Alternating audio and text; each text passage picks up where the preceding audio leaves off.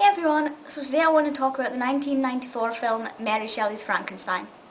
Now I'm not going to go into too much detail about the plot. I expect most people will kind of know what Frankenstein's about, or maybe that's just me assuming that because I'm kind of a die-hard Frankenstein fan. But long story short, Victor goes off to university to study science, and when he's there he decides that he's going to try and come up with a way to create immortality. Because events in his life has led up to him seeing far too many people passing over before their time, essentially, or at least before what he thinks is their time. So of course he goes about stitching bits of bodies together and he brings to life the creature. The creature, of course, more commonly known as Frankenstein, incorrectly, or Frankenstein's monster. Of course, this creature runs loose, this creature causes havoc. It's up to Frankenstein to try and stop the creature.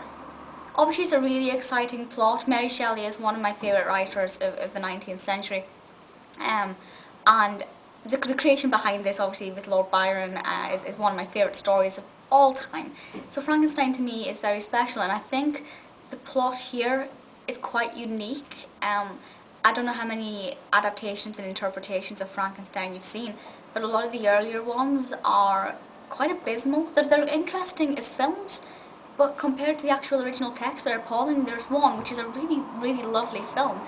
But Victor is actually called Henry. Henry Clerval is one of the characters, but they call him Henry Frankenstein, and it's a complete mess. It's a good film, but this is very true to the book for the majority of the film. What I find makes this unique, because there are other films that are like the book, what makes this one unique is that I find the emphasis is quite different on certain points in the book, and luckily for me, the emphasis is on the points in the book that I enjoyed the most. So I found that really quite interesting, that it's almost tailor-made to my favourite parts of the story. So I think that's quite different and makes it stand out a little bit more over the others, because there are many, many adaptations. We have a wonderful, wonderful cast. Victor is played by Kenneth Branagh, who is absolutely fantastic in this. Victor, I find, is a character that you like, but then you want to hit him at the same time. And that's the exact emotions I got with the book and the exact emotions I got with the film. So it's nice that I can take my own emotions and make them work for the same story. Robert De Niro plays the creature. Honestly, he is fantastic. I'm fed up of these portrayals where he has a green square head with the bolts coming out. It's fun. It's a fun portrayal, but when it comes to films, I like it to be more believable. Honestly, the creature, I looked at him when I first saw him for the first time and thought, my goodness, wow, that is incredible. And I think it works really, really well. Robert De Niro really plays on the emotions with that character very well, and it does make you think, well, who am I supposed to be feeling sorry for? And that's part of the beauty and part of the point of the story. Helena Bonham Carter plays Elizabeth. She is, of course, the reason that I wanted to watch this initially. I saw this when I was in school, but at the time, I was about 40, I didn't really know who Helena was. She's gorgeous in it as ever, and she has some amazing costumes. Costumes all around in this are fantastic. Also, John Cleese is in this, Celia Imrie in a little bit. General cast, absolutely fantastic.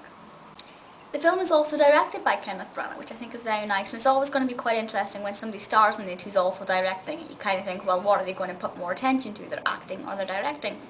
Absolutely fantastic.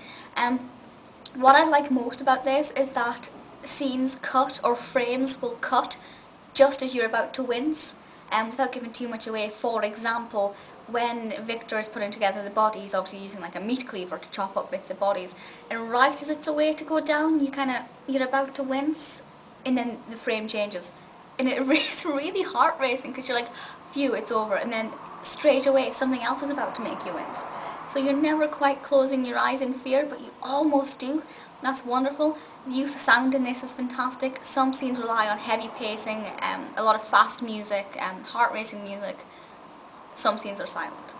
Don't want to give too much away about the beauty of the intricacy of this, but there's one particular scene, one just after the creature comes to life, where there is no sound apart from the sound of Victor and the creature moving around. And you'll know exactly which scene I'm on about. I have never been so mesmerised in all my life. It is just so beautifully done and very, very effective. I'm completely in love with this adaptation. It's probably one of my favourites. Do go and check it out. It's dirt cheap to get hold of. I think I paid I think this was a second-hand copy, $1.99. You can get it online for a couple of pounds more, or if you're lucky, HMV will have it in sale for a little while. But absolutely beautiful. Do let me know your thoughts on Frankenstein, and I'll see you all next time. Bye!